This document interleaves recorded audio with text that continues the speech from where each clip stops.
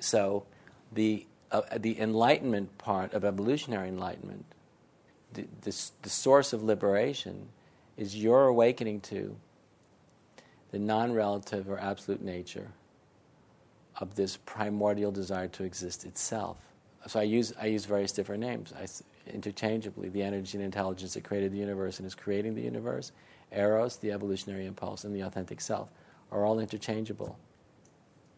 I mean, they're all variations on a theme. They all mean something slightly different. But that is what God is within the context of evolution as I define it. So how can any part of yourself that's trying to hold on to some fixed point of location, to your own identity, it's my narcissistic postmodern personality. No, that won't work, because you keep going back and you keep on going to these different layers, of who you are.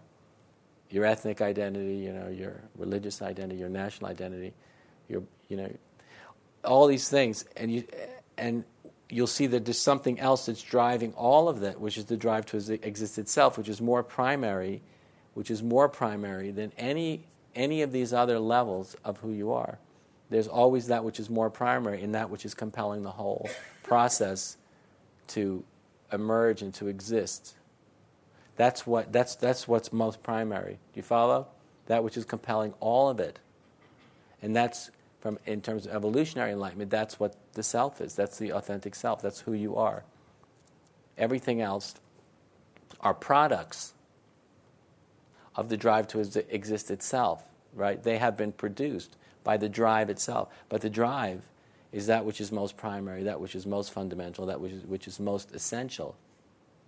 That's it. So the drive is the deepest dimension of the self and of reality itself that you can go to on the becoming side of the model of being and becoming. It's the drive to exist is God. The drive to exist is the absolute subject. Do you follow? That's the source of liberation in evolutionary enlightenment. That's the source of liberation in evolutionary enlightenment. And it becomes, if you awaken to it, and according to how much you actually have, your source of personal power. Because it's an immortal and inexhaustible source of creative power and energy. So to whatever degree you're awake to it, you will be vibrating and pulsating, at least to some degree, with the enormity and the immortal and the insatiable nature of that deepest dimension of the creative process. That's what you'll be vibrating with it, and that's what's going to be driving you and compelling you. So your energy source, the source of yourself, shifts. But in terms of the source of yourself, to be free from history, your sense of identification has to drop from all those other levels I described. They can be there, but your fundamental source of identity has to ultimately, in an evolutionary context, has to become nothing less than that which is driving the whole process, the immortal, the energy and intelligence itself that's driving it. That's prior to, it's always prior to, anything and everything that it's created, right? Anything and everything that it's actually given rise to, the energy that's in intelligence, right, which is the urge to become, the insatiable drive to become, the evolutionary impulse, that is primary. It's primary or prior to all of its, everything it's created and everything it's produced, everything it's creating, everything it's producing. So it's always free, therefore. It's always free because it's prior to, from anything and everything it's creating. It's striving to give rise to this and that and the other thing and that which is new, and a new possibility and a new potential.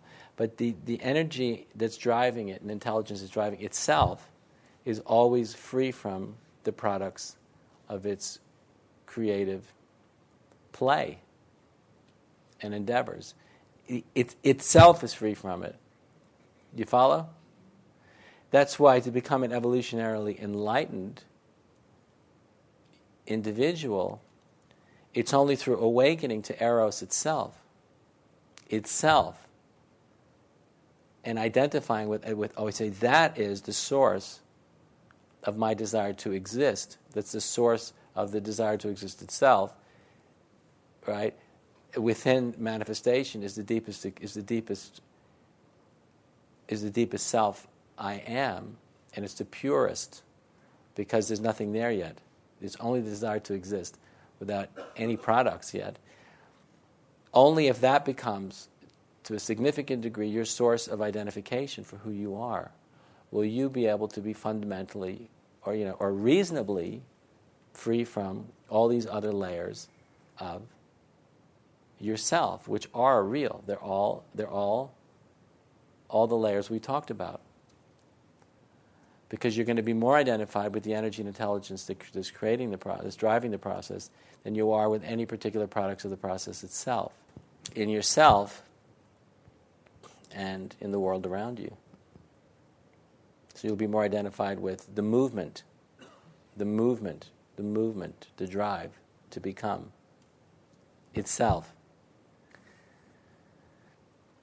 And I always ask people this question: if you were God and you created the universe, would you be attached to what you had already created? Would you be more attached to what you'd already created? Or would you be more interested in what you hadn't created yet? So if you were God, if you were immortal, you wouldn't be attached to anything you created because you're always free from everything that you've done. Because you're God, you're already free. Because remember, and I described that as the nature of the impulse itself. Always, always, always, the nature of the impulse itself is always free from the products of its creation, right? No matter what it creates, the impulse itself is always free from the products of its creation. If you are an I am, that impulse itself, we're always free from the products of our own creation.